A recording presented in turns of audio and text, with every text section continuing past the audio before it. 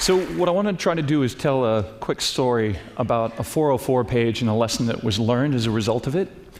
But to start, it probably helps to have an understanding of what a 404 page actually is. The 404 page is that. It's that broken experience on the web. It's effectively the default page when you ask a website for something and it can't find it. And it serves you the 404 page. It's inherently a feeling of being broken when you go through it. And I just want you to think a little bit about, remember for yourself, it's annoying, right, when you hit this thing. Because it's the feeling of a broken relationship. And that's where it's actually also interesting to think about, where does 404 come from? It's from a family of errors, actually, a whole set of relationship errors, which when I started digging into them, it looks almost like a checklist for a sex therapist or a couples counselor. You sort of get down there to the bottom and things get really dicey. But but these things are everywhere. They're on sites big, they're on sites small. This is a global experience. What a 404 page tells you is that you fell through the cracks.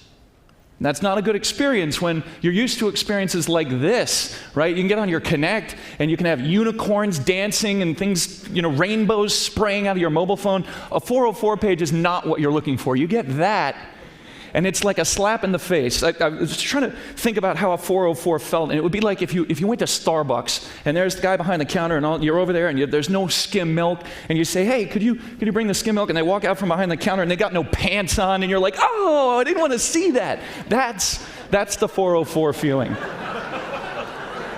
I mean, I've heard about that. So, where this comes into play and why this is important is I head up a technology incubator. We had 8 startups sitting around there, and those startups are focused on what they are, not what they're not. Until one day, AthletePath, which is a website that focuses on services for extreme athletes, found this video. Joey! Yeah! Yeah, just... No, he's not okay. All right. They took that video and they embedded it in their 404 page, and it was like a light bulb went off for everybody in the place. Because finally there was a page that actually felt like what it felt like to hit a 404.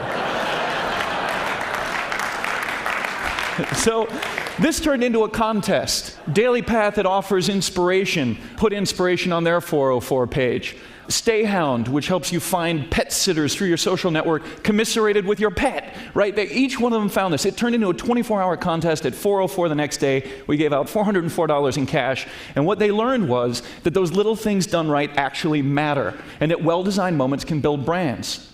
So you take a look out in the real world, and the fun thing is, you can actually hack these yourself. You can type in an URL and put in 404, and these will pop. This is one that commiserates with you. This is one that blames you. This is one that I loved. It said, this is an error page, but what if this error page was also an opportunity, right? So it was a moment in time where all of these startups had to sit and think and got really excited about what they could be, because back to the whole relationship issue, what they figured out through this exercise was that a simple mistake can tell me what you're not, or it can remind me of why I should love you. Thank you.